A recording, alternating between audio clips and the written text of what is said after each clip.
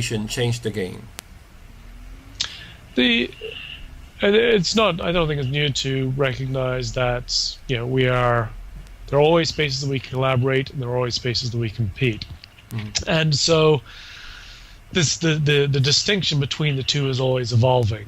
Particularly as mentioned, if we move into business ecosystems, then there are some quite different dynamics around the where those spaces of collaboration lie and where those spaces of competition lie. So I think there are some quite simple strategic questions that need to be asked, and one of those is, where do we collaborate and where do we compete? And I think that there are actually relatively few organizations that have thought it through in such simple terms. But in fact, the terms actually are that simple. I mean, then you need to think through the implications of it. But that there is a changing boundary between where you collaborate and where you compete. But organizations first need to recognize, where are we collaborating? Who are we collaborating with?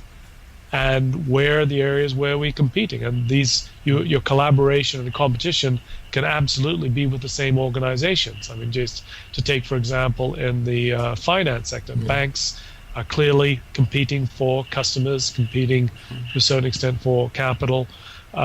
Yet at the same time, they are collaborating to be able to, for example, create more efficient back office processing systems, or to be able to work with government to create better mechanisms for financial support.